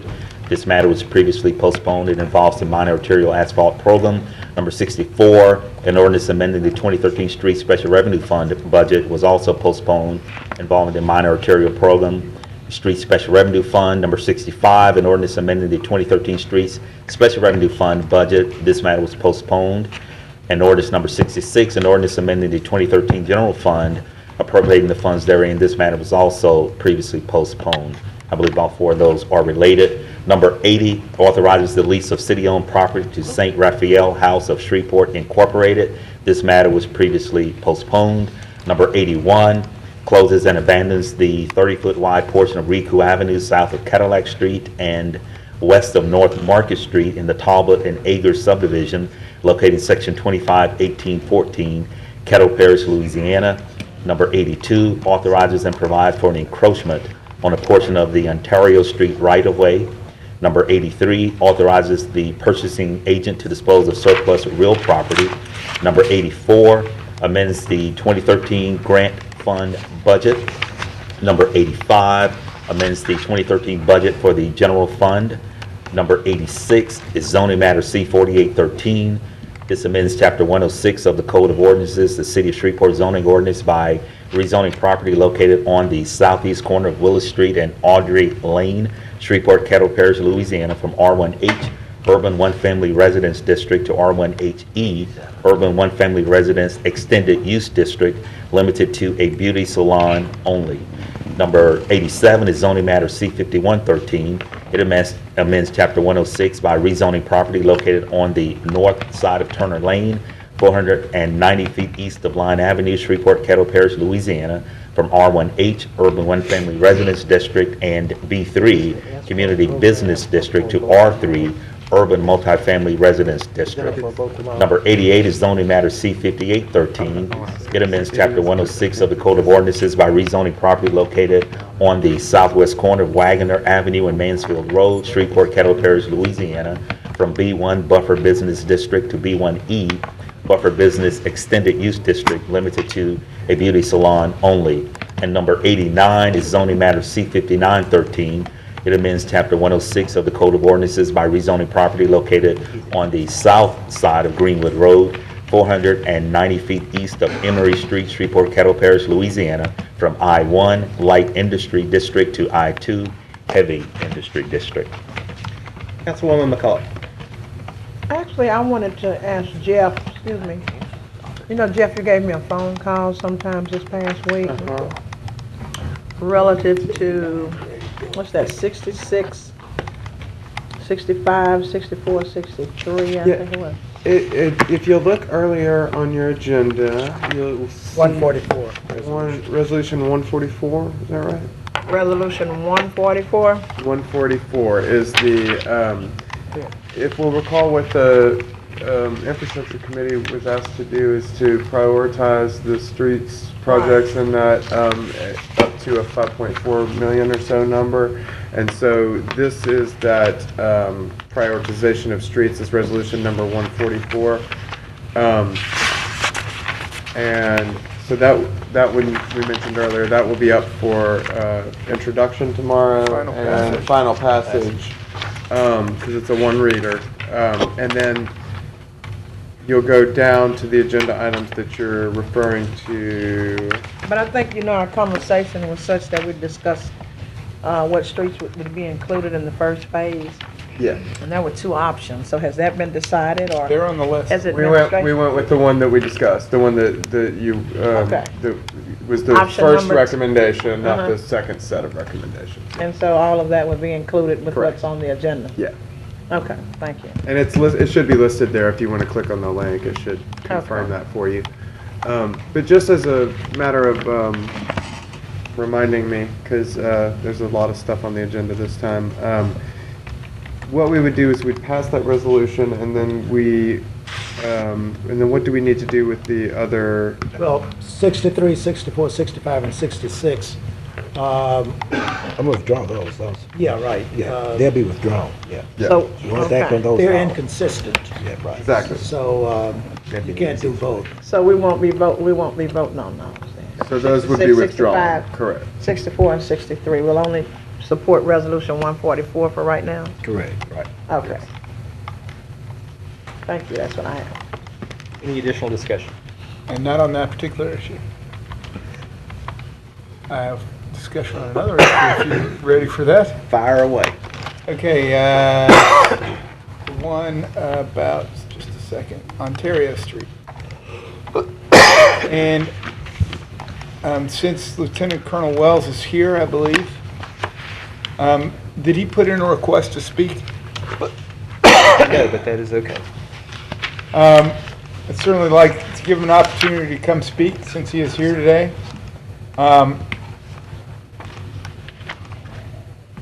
I will say that,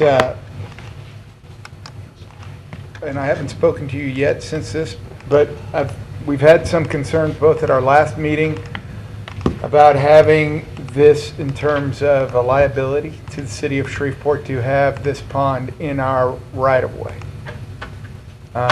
City attorney and as well as the engineers pointed out some what they think are issues with it being there. So as it stands right now, that's kind of where we are. I mean, we'll certainly give people an opportunity to speak tomorrow, but since you're here today, if you'd like to give us your perspective, I certainly think you should be given that opportunity. Thank you very much. I very much appreciate the opportunity to speak, and I thank you for your hard work. And let me first apologize. I apologize for causing you all of the hard work that you put in, and particularly the city engineer, who I've spoken with on several occasions. And to be honest, I just really did not understand where he was coming from when I got a letter saying there was an issue with the pond. Now, after all of this has come out, I owe him a big apology. He was 100% right and I was 100% wrong. But now what we have is a very, very nice pond in our front yard that is 4 feet into the encroachment. It's approximately 10 foot wide and 30 foot long, and it's mostly about 1 foot deep that tapers off to about 6 inches in the shallow end, and in one spot it's 2 feet deep so that the fish can get away from the things that eat fish. So, and we would love to keep the pond. Now, also, I apologize to my neighbors, because even though we don't always agree on everything, we're still a family on that little nook of Ontario Street. And because we don't agree, it doesn't mean we're not family, but we still have to get along.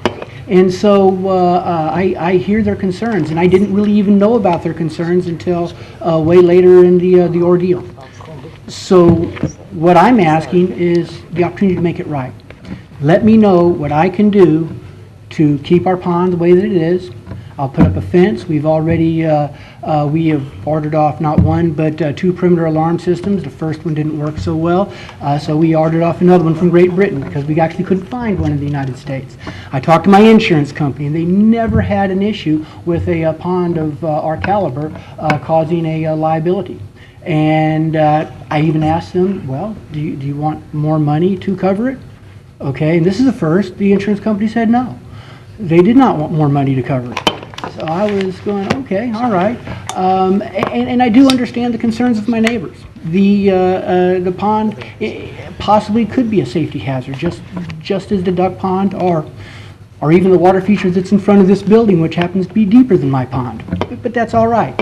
What I would like is to try to make it right. And I'll work with the city engineer and my neighbors and anybody on the council, and I will be more than happy to put whatever sized fence or safety device that you ask, and I'll put it up. Any questions? Nope, not for me. Let me ask this. Is the pond where it would be an attractive nuisance where the public, let's say if you had some little kids in the area, they could wander off, you know, if they could wander up to the pond and it would be a safety hazard to them? We actually, and I'm glad you used the term attractive nuisance, we actually looked up the definition of attractive nuisance, and apparently there are 5 items which must be met for it to be considered an attractive nuisance. And one of the biggest ones is it a hidden threat? And the answer to that, sir, is no. It is plain in the open. It's approximately 1 foot deep for the most part, and any child who could actually walk for any distance, and there's no sidewalks or anything leading up to it, you would actually have to cross the road, the street in front of our house, in order to get to the pond. And it's not a hidden danger, sir. And any child that could make that walk, if they fell into the pond, could stand up. Because it would be 1 foot deep. It's throughout most of it, ma'am. It is one section of the pond that is actually 2 feet deep to allow the fish to escape predators. We had an issue with a very small pond in our backyard where some animals turned our koi pond into a sushi bar. It wasn't pretty. So now we have a larger pond where the fish would be a little bit safer. Can I make the entire thing 1 foot deep? You bet. Could I make it 6 inches deep? Sure. Could I put up a fence? Just let me know how high.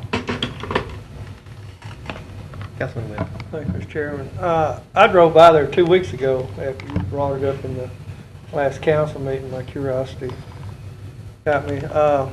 It is a very narrow street with no sidewalk, but I guess my question to you is, did you approach the permit office about getting a permit knowing you were going to put this up in the right-of-way?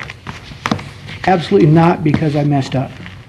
I really did see the pond as being a landscaping feature, which is essentially mud, rock, water with a liner. And the research that we did, wrong, okay, said landscaping does not need a permit. And in fact, I'm familiar with the permit office because I've messed up before.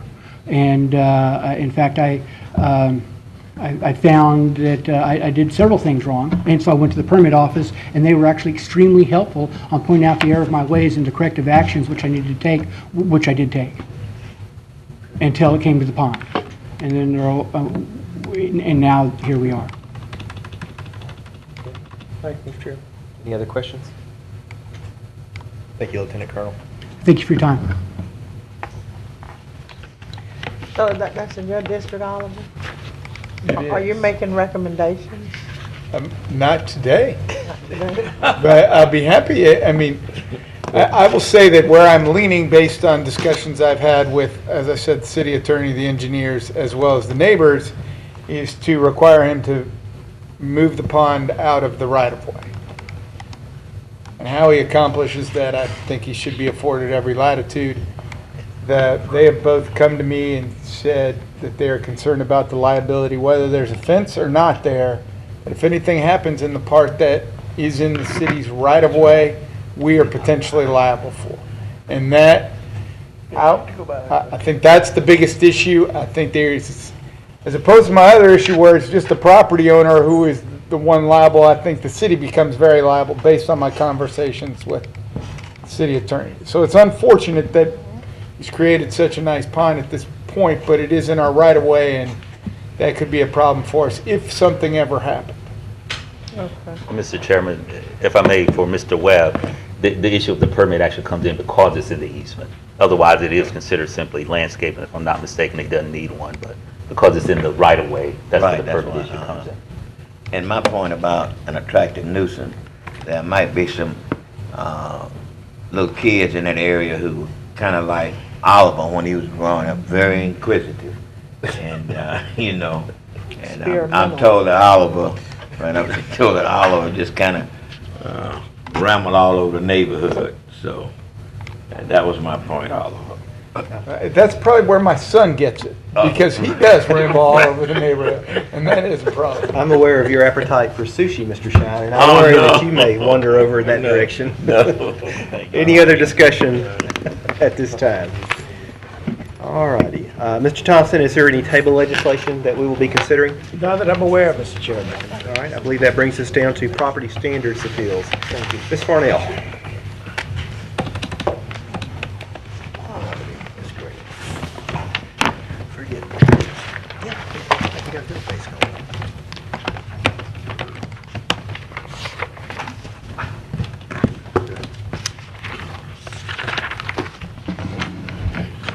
I have two cases this afternoon. First case is in Councilwoman McCullough's area. It's at 1744 Ashton Street. This case went before the Property Standards Board, and they gave the owner 60 days to demo or rehab the house. Since that time, she is now has a contract on it to be sold. I have looked at the buy-sell agreement, have no problem with it. She's asking for 60 days. I have no problem with giving her the 60 days to effectuate the sale. However, the house, both structures are open. Until that is accomplished, I would ask that they secure the structures. There are two adjoining, it's a duplex, so that... So you want it boarded up, in other words? Yes, ma'am. Until that sale is accomplished, I'd like to have her to secure it. Okay, well, under those conditions, I move to give her 60 days. Second. Motion by Councilwoman McCullough, second by Vice Chair for 60 days. Please vote. Is that the extent of the motion? Do we need to put the stipulation in there that she is boarding it up? Yes, sir. Right, I said under the conditions that she presented. Right. 60 days. 60 days. Right. With the condition she's going to secure the house. Have y'all noticed ever since that recent birthday, the clerk has been a little more feisty? We have to write the letter, and I wanted to be sure what to put in the letter. That is And I did notice that he got a haircut too. 4 yes and 3 out of the chamber. And didn't use no grease like he usually does. Hurry, Ms. Farnell. That's going to be October 7th. Somebody didn't vote. October 7th, you said, D. Jeff's not in. You got it? Raise your hand. Have it? October 7th. Pass it. All right, Ms. Farnell. Our next case is in Councilman Sam Jenkins' area, 3638 Michigan Street. The owner of the property, Mr. Calvin Lester Sr., is present. There are two structures on this property, it's a garage and a primary structure. We have written this up. This did go before the Property Standards Board. Nothing was done. It has been appealed. We were asking for the property be demolished or rehab. It has, nothing has been done. Mr. Lester does want to rehab it. Mr. Lester?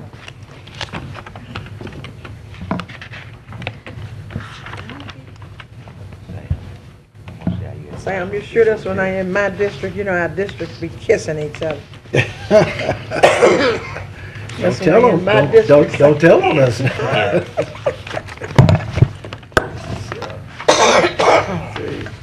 Probably, yeah, I believe it's District G. Yeah, it is.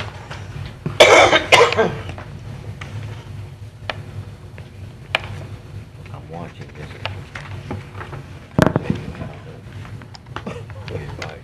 I talked to them already. pull that cap off, give me count. Calvin Lester Senior. I need about 35 days. And I did speak with Mr. Lester about his plans, and I spoke with you also, Ms. Farnell, before the meeting, to move forward with the basic things that Ms. Farnell has asked to be done over there. And I think you were okay when I spoke with you, Ms. Farnell, about giving him maybe 60 days to get it done? Yes, I'm okay with him having the 60 days to begin the rehab on the structure. However, I do have another stipulation. Okay. I would ask that the care premise Violations? violation, that be abated within the next 10 days, the things that are around the house. Do you think we could get that accomplished, Mr. Lester, in the next 10 days? Yes, sir. Let me say this here, if you don't mind. It was some bamboo vegetation around, and I cut a lot of it down and I put it out on the street, and the garbage people wouldn't pick it up. So I wind up, for 3 weeks, it stayed on the front, so I decided I was not going to put it anymore out there, because that'd be another violation on the front. So I wind up cutting it in small portions like this and putting it in the garbage can and try to get it off the street.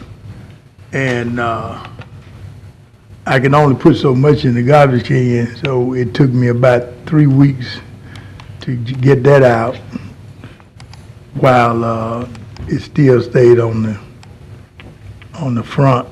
So I didn't want that violation to write up. Since it's so hot, I work over there about 3 hours a day in the morning time, get out of there, out of the heat. But I need about a few days, but I think I can wrap it up in 10. Now, I've actually removed the garage. I've torn it down. That was a structure that they asked me to do. And, but removing the debris in a big garbage can about this size ain't gonna give me an opportunity to move much fast, because I only have one big garbage can. And I think I can get it done, I say in 15 days, if you don't mind. All right, so the motion would be to resolve the care premises violations in 15 days, and then there would be a 60-day extension on the rehab. Right. Started from rehab. Started the rehab front. I'll second that. Dorothy, is there anything else in the care premise besides the bamboo that needs to be done? I'd like to make sure that we clarify that. Yes, there is, I think you all have pictures, there is boards, weeds, trash, all of that. Now, let me explain This was all taken this morning. Oh, no problem with that. You see those bamboo, the weeds here down at the bottom? Those are bamboo that I've cut down. Well, since they won't pick them up, I have to cut them. First, I have to strip that bamboo leaves from and then cut them up in spots like this. That's what you see right down there. You see down at the bottom? Right. Yeah, they have those pictures. Okay, right at the bottom. They have those pictures. All right. So, but if I had the city to pick it up, I could cut all of them down, then sit them on the street, and then I could have had this solved. But I didn't have the cooperation with the city to pick it up. But you try to go ahead and get all that cut down and get it in a proper place. We'll get with Public Works, about that aspect of it, but. Okay, if we can do that, then I cut all that, move all this right down on the front so it can be picked up. But I would have finished it up if I'd had a little cooperation in picking it up. Okay, all right. We'll take care of that part. All right? All right, that's the motion. Thank you, sir. Councilman Sam Jenkins, second by the Vice Chair. Please vote. And that is 6 yes, 1 out of the chamber. Guarantee I'm less short. Thank you, Mr. Lester. 15 days. Yes, sir. Thank you, ma'am. I believe that brings us to the Appreciate end of it. property Take care, Mr. standards appeals. Now to ABO appeals, Corporal Collins.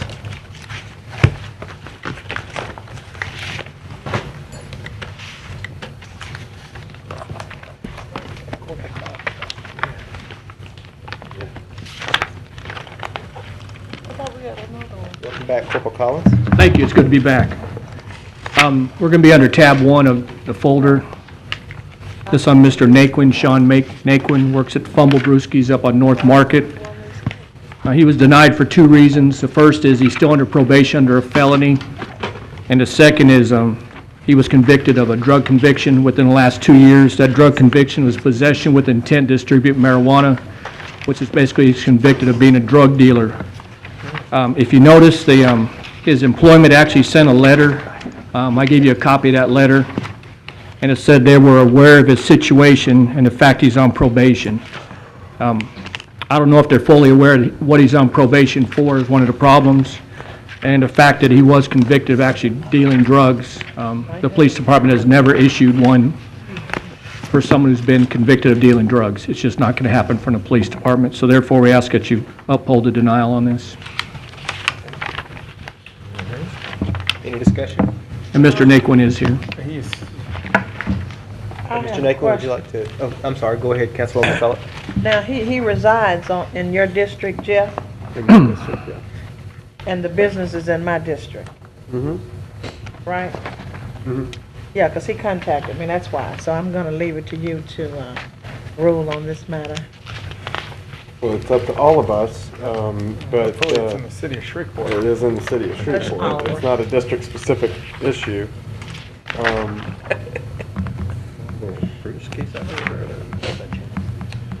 Mr. Naquin, would you like to say a few words? Thank you for your time and allowing me to speak.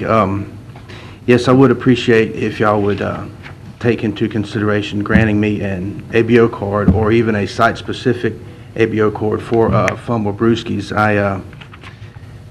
It's unfortunate what happened, what I did, what I pled guilty to and was convicted for. Just so you know, I did spend 18 months in the parish jail paying my debt to society. And I can tell you that I never want to go anywhere near that place again. It was quite an eye-opening experience. And I regret the whole incident, but unfortunately when I got out of jail, I lost everything while I was in there except for a bunch of legal obligations, financial obligations rather, and everything associated with that. I come from a restaurant background. I have about 22 years experience working in restaurants and bars, and had an ABO card during that entire time and never had any violations or any problems with my ABO card getting it renewed. Basically, it just comes down to I really need this job to get back on my feet, to allow me to move forward, with my life and start meeting my financial obligations. I did look for other work, and unfortunately, because I come from the restaurant background, the only real job I've been able to find is in that capacity. So, yeah, I just wanted to appeal to you folks to maybe take that into consideration. And like I said, if you could just grant me, even a site-specific ABO for this particular job, then I would be greatly appreciative. One question, does every position at Fumble Brewskis require an ABO card? All but working in the kitchen, which I can do everything in a restaurant, but I was hired to be like a nighttime bartender, server, etc. Mr. Chairman. I think Mr. Webby I'm stepped sorry. right in front of you. You said you've been in the restaurant business and alcohol business 20-something years, and I'm looking here at your long list of arrests for public drunkenness. No, that's a different. That's not him. Not him, I No, apologize. that's wrong, that's somebody else. Which one are we on? He's the first one. He's the first one. Oh, let me get him straight here. Yeah. I apologize. I'll pass right now and come back. Chairman, Ms. Right Shine. here, this is in his, I'd like his to- lawyer sent that letter. Okay. I'd like to Okay. repeat a quote that was made by one of our most outstanding presidents, George Bush, when he told the American people that he could look into Putin's eyes and he could see his soul. So, Mr. Nathan, I can look into your eyes and I can see your soul, and it seems like you have repented. Thank you, sir. I believe that I have in my heart. Yes, sir. Right. Oliver, I don't know whether you know that I have that kind of power or not. My time with you at these 3 years, I've learned quite a bit about you. It continues to expand. So, Okay. But, you know, if you all can find it in your heart to grant him that ABO card with site specific. And I understand, officer, how you feel. I don't know whether you've had a chance to look into his eyes to see his soul or not. What I see is a man who has repented. I see a man who needs a job.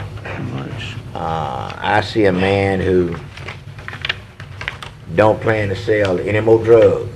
No, sir. And I would hope that you wouldn't use any. I've been clean sober for almost 2 years now, and I attend regularly scheduled counseling sessions. I'm also currently doing that as well. Okay. I'm not going to necessarily put it in a motion right now. You know, we could get some other feedback on this, and if... Could we hear from Corporal Collins again? I thought you had said something that I don't see on the paper. I'm just making sure I understand what we're looking at. You said there were 2 reasons for the denial, I'm sorry? Yeah, the first one is a felon.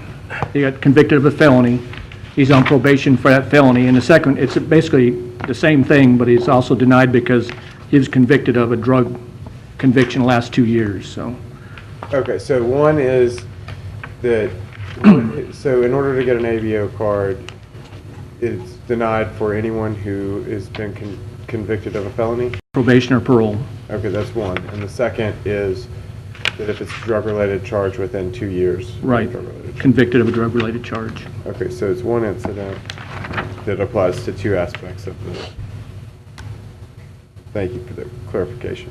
There's no other prior arrest. It's just this one arrest that has There, occurred. he was arrested for some other things that he pled down to. I can bring that up if you'd like. I think it has some bearing on it. If you want me to, I will. I wasn't going to, but I think it does have some bearing on the case. How far does it go back? It's the same time, arrested for the same thing. Oh. Or it was the same arrest. Same arrest? It was, he was arrested for the same thing at that time. If you want me to, I'll divulge that to you, what other charges he was charged with and pled it down. Do we have the option of a site-specific with a 6-month review? That So we sounds can- good. Come back and see how things are going and if there's been any other issues. I'll second that motion if the chairman wanna make that. I will make that motion. I'll second that. Second by the vice chair. Any And, discussion? Next one, don't let us down here.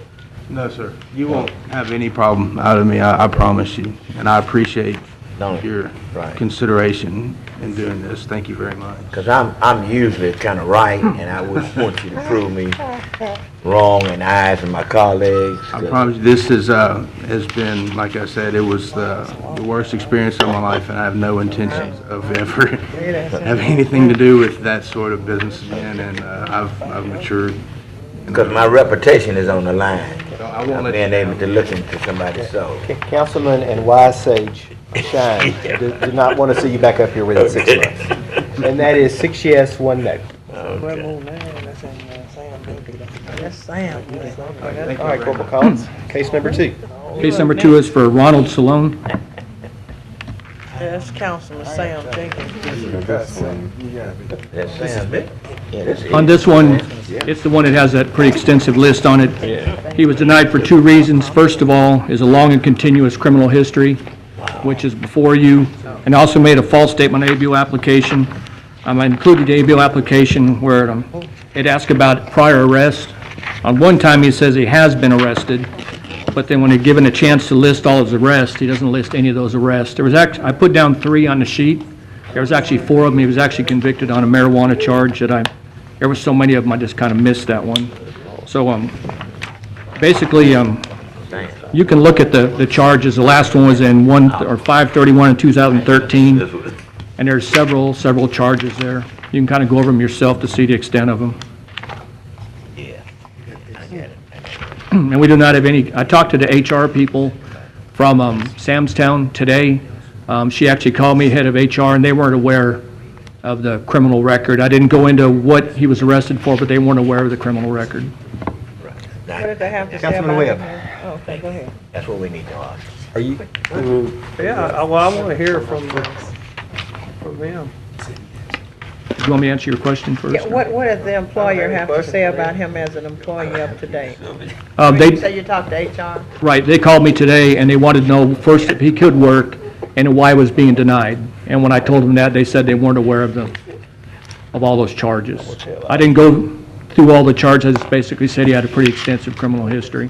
And the fact he failed to list them on his application, and they didn't know anything about that. Mr. Sloan, would you like to address the council? How you doing? Fine.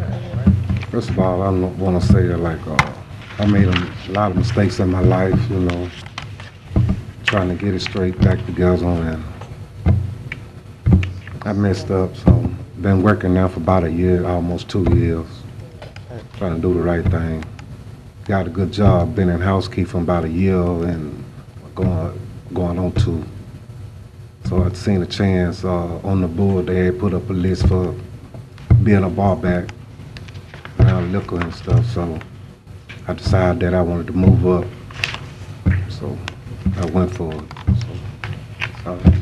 This, if I'm looking at this sheet right, this says that in May of this year, you were arrested for theft. Yes, sir.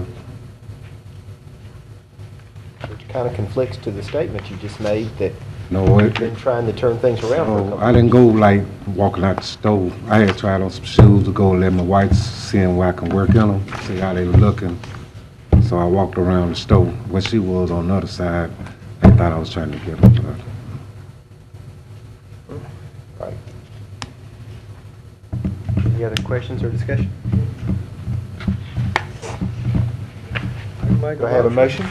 Motion to uphold the denial. Motion by Councilman Webb to uphold. Have a second. I'll second. Second by Councilman Oliver Jenkins. Please vote.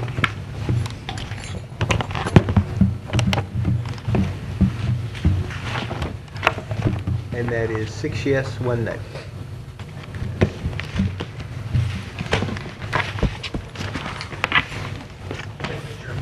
Thank you, Corporal Collins.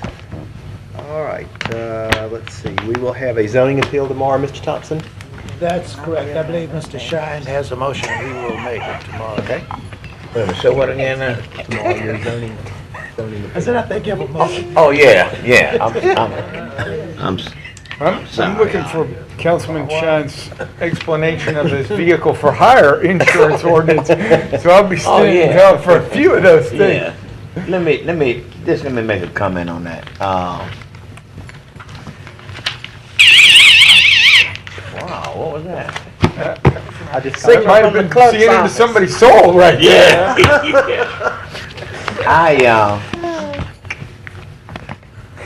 I got some calls about that.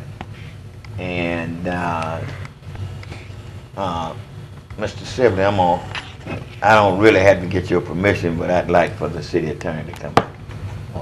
But of course, Mr. Shine. I wouldn't want you to stop her. Okay. I wouldn't I'm attempt just to. kidding, yeah, I'm just kidding. Chocolate and banana. Have you've had a chance to look at this, right? Not extensively, Mr. Sean. It's only on for introduction. I understand, but I want y'all to have some information so you could be thinking about it.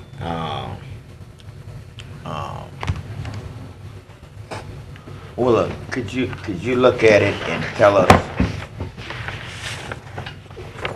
what your feeling would be? Because I'm told that if Olive is riding in a taxi and has an accident, that insurance is basically the same insurance that I would have on my car. Are we talking about the Vehicles for Hire ordinance amendment or the zoning appeal on Moon Rider?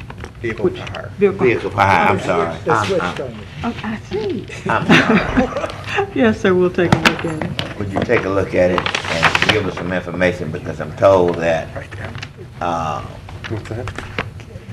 these persons should have more insurance on these vehicles than what you and I would have on our personal vehicles. Yes, sir, we'll take a look at it. Please. So that was Mr. Allen, Mr. Sean. No, this is not, this is Okay. Mr. Allen. Okay. No, Mr. Allen was in relation to, Mr. Sibley, to the city vehicles. Yeah, this is totally a different, if you get in a cab, you have an accident, the insurance is very limited. And you're saying it's similar to what you would have as a personal driver if one of your passengers. That's exactly right. And what I'm saying is they need to increase. There you go. Very good. And that may be something even that we discussed, running it back through public safety committee. That's what I was about to say. When we get it on the agenda, then let's run it back through your committee, public safety, and let's take a look at it. And matter of fact, let's have, you might want to have a hearing, Yeah, I just didn't understand it because all it did is say these are the insurance limits, and I didn't realize they were lower than the ones that were. I got you. Right. I didn't realize it either until I started getting some calls. And I would have told them to call you as chairman of the public safety committee, but I know you have so many calls coming in.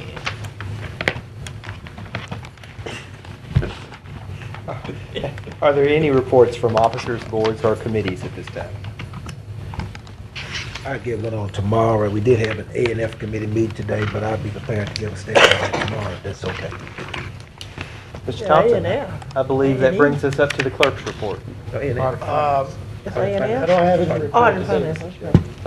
We'll eagerly anticipate tomorrow's report. Yeah. Thank you all for being here. We are now adjourned. All right. Yeah, y'all go look at that pond on Ontario.